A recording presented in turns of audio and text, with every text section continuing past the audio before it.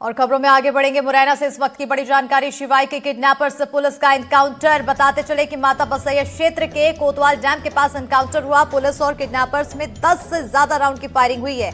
तो वहीं पुलिस ने दोनों किडनैपर्स के पैर में गोली मारकर पकड़ा है। ग्वालियर से 6 साल के शिवाई का किडनैप किया था। मुरैना में शिवाई को फेंक कर फरार हुए थे किडनैपर्स। तो वहीं एनकाउंटर के दौरान अब इन्हें पकड़ा गया। 10 से ज्यादा राउंड की फायरिंग हुई पुलिस और इन अपहरणकर्ताओं के बीच। और बताते चले कि किडनैपर्स के पैर में गोली लगी, जिसके बाद इन्हें पकड़ा गया है। फिलहाल इन किडनैपर्स को अस्पताल में भर्ती कराया गया है, उनका इलाज चल रहा है और अभी इतने कड़ाके से पूछताछ नहीं की गई है। लेकिन आने वाले समय में जब पूछताछ होगी तो खुलासा होगा कि आखिर इन्होंने किडनैपिंग की वारदात को क्यों अंजाम दिया। क्या ये पहले से जानते थे या फिर सिर्फ पैसा मकसद था? संदेही लूट की योजना बना रहे हैं और उनके पास हथियार भी हैं। सूचना पर तत्काल माता बसैया थाना पुलिस और कोतवाली थाना पुलिस मौके पर रवाना हुई। पुलिस को देखकर इन हथियारबंद बदमाशों ने तत्काल पुलिस पे फायरिंग शुरू की। दो आरोपी जिनका नाम राहुल गुर्जर और बंटी गुर्जर पता चला है, इनके पैर में गोली लगी है। इन्हें प्राथमिक उपचार के लिए जिला चिकित्सालय लाया गया है। मौके पे हमें एक लाल रंग की अपाची बरामद हुई है, जिससे लूट की योजना बना रहे। इनिशियल जो प्राइमरी पूछताछ हुई उसमें इन दो आरोपियों ने ग्वालियर की घटना को भी कबूला कि इनकी उसमें संलिप्तता थी। अब डिटेल में जब ये बातचीत करने की स्थिति में होंगे और जब इनका डिटेल मेमोरेंडम लिया जाएगा तब हम और भी कुछ विस्तृत कहने की स्थिति में होंगे। तो 10 से आ रहे थे, मोटरसाइकिल चला रहे थे। जिन्ना रोकने की कोशिश की, हमने रोकी नहीं। फायरिंग हो गई है। हमने तुमने कितने राउंड गोली चलाई? 4-5 राउंड। और पुलिस ने? हमने भी चलाए। तो ये अपाचे क्या चोरी किए? मैं तो सर वैसे मांग के ले गए। कहाँ के रहने वाले? के रहने वाले हैं। चीगनी के रहने वाले हैं। तो क्या घटना हुई थी? कुछ नहीं, हम उधर से आ रहे थे तो लूट के इरादे से थे हम। वहां से पुलिस ने रोकने की कोशिश की तो हम रुके नहीं, तो हमने फायरिंग कर दी। उधर से फायरिंग हो गई तो लग गई।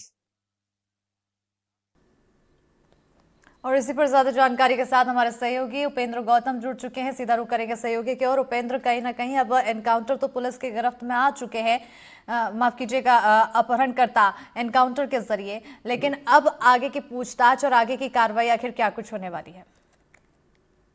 देखिए, अभी तो इन दोनों अपहरणकर्ताओं को जो कि घायल है मुरैना जिला चिकित्सालय में इलाज किया जा रहा है।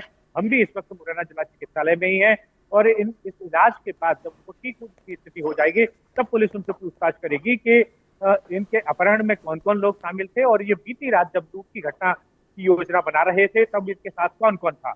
मैं अपने दर्शकों को ये बता दूं कि 13 तारीख की सुबह 6 बजे मुरार के से यह अपहरण शिवाय गुप्ता का हुआ था। इसकी मां की आंखों में मिर्ची झोंक दी गई थी और ये आरोपी शिवाय गुप्ता को लेकर मुरैना की तरफ आने की सूचना जैसे ही मिली तो ग्वालियर के साथ साथ मुरैना की पुलिस भी अपनी सीमा रेखाओं पर चेकिंग करने लगी।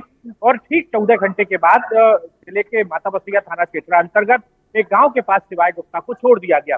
सबसे बड़ा प्रश्न ये था कि अगर अपहरणकर्ता मुरैना जिले में थे और कहां पर थे, इसकी सूचना किसी को नहीं मिल पाई। पुलिस ने काफी चेकिंग वहां लगा रखी थी। ग्वालियर पुलिस भी मुरैना की सीमाओं पर चेकिंग कर रही थी लेकिन अपहरणकर्ताओं को तलाश नहीं पाई। लेकिन जैसे ही शिवाय रात को मिला तो उससे तय हो गया कि दोनों अपहरणकर्ता जो भी है। बिल्कुल उपेंद्र, क्योंकि इस वक्त आप अस्पताल में मौजूद हैं, तो क्या अपहरणकर्ताओं से बातचीत हो सकती है या फिर वहां पर किसी से भी बातचीत हो सकती है इस पूरे मामले से जुड़ी हुई? देखिए, इस वक्त हम जिला चिकित्सालय के बिल्कुल चिकित्सालय के वहां हैं और दोनों को कैदी वार्ड में रखा गया है। वहां पर पुलिस गार्ड लगा हुआ है तो बात अभी संभव नहीं है, लेकिन हालांकि कुछ देर बाद उनसे चर्चा हो पाएगी, ये बिल्कुल तय है। लेकिन एक बार फिर मैं अपने दर्शकों को बता दूं कि जब मुरैना की पुलिस को ये बिल्कुल तय हो गया कि अपहरणकर्ता मुरैना में है तो काफी सर्चिंग लगातार 48 घंटे से की जा रही थी। और मुरैना पुलिस के लिए एक चुनौती भी थी कि ग्वालियर से अपहरण करके मुरैना में जो बालक को लाए हैं और अगर अपहरणकर्ता नहीं पकड़े गए तो एक बड़ा प्रश्न चिन्ह खड़ा हो जाएगा। इसी बीच रात को कोतवाली पुलिस को यह सूचना मिली कि कोतवाल डैम के पास कुछ बदमाश एक लूट की घटना को अंजाम देने के लिए एकत्रित हो रहे हैं और इसको बिल्कुल लेकर उपेंद्र, मुरैना और के अब पुलिस इंतजार अधीक्षक द्वारा रहेगा जब आप अपहरणकर्ताओं से बातचीत करने की कोशिश करेंगे। बहरहाल अब इस पूरे मामले में अपहरणकर्ता हिरासत में आ चुके हैं, फिलहाल अस्पताल में भर्ती हैं। आगे और क्या कुछ खुलासे होते नजर बनी रहेगी। बहुत शुक्रिया उपेंद्र तमाम जानकारी देने के लिए। खबरों में आगे बढ़ेंगे। सिवनी से इस वक्त की बड़ी खबर है, जहां सिंचाई विभाग के एसडीओ की दबंगई का वीडियो सामने आया है। एसडीओ श्रीराम बघेल की किसानों से अभद्रता का वीडियो।